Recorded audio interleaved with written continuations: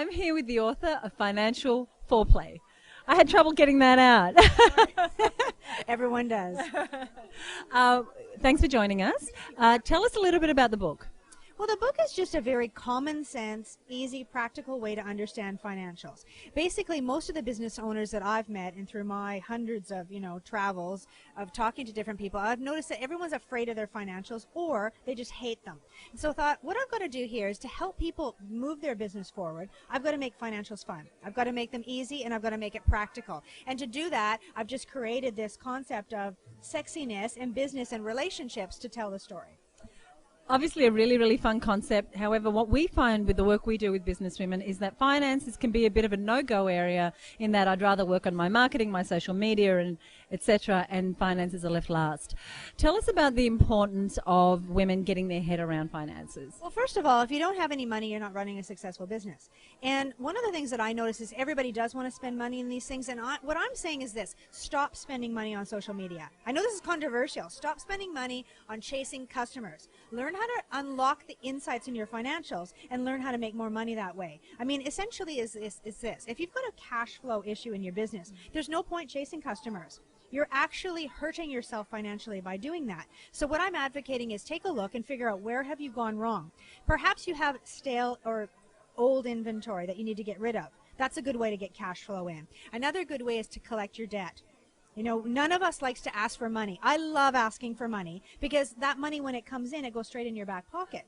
Another way might be, don't waste money buying a vehicle that you don't need. Regardless of whether the government says you get a 50% tax rebate, if you do not have cash flow in your business and you don't need that asset to produce income in your business, you shouldn't be buying it. So just simple things like that. You could actually save money and then you'd have more money to advertise and to do all these things that you want to do that are fun. And I think financials are fun because having money is fun. It's lots of fun. Well, now, one of the things you spoke about was collecting money, and I know that some women are notoriously bad at collecting their debt. A couple of tips, perhaps, for getting the money in. Well, one of the ways is not to have debt in the first place. So I just happen to work with a lot of people who are graphic designers, tradesmen, that sort of thing. And a lot of them have got these debts that stretch out to 90 days because they're afraid to go ask people for the money. And so I say, well, let's do something crazy. Let's get an FPOS machine. And when you actually complete that work, you just say, will that be Visa, MasterCard, Amex, or debit?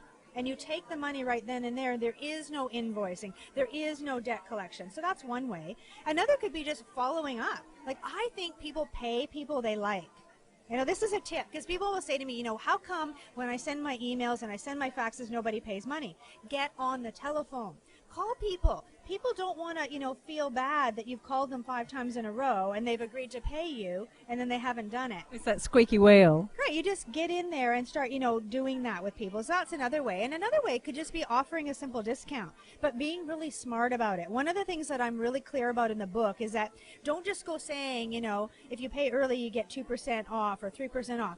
Calculate what that means to your business financially before you offer it. Because sometimes it's actually not good for you, the business owner. But that's one good way to get people to pay you is people will take up those discounts. Surprisingly, people are very good at taking those up. The book is Financial Foreplay. There, I managed to say it in one. Rhondalynn, thank you so much for joining us. My pleasure. Next time I'm going to bring the whip, and I bet you get it right the first time. I bet I do. Thank you.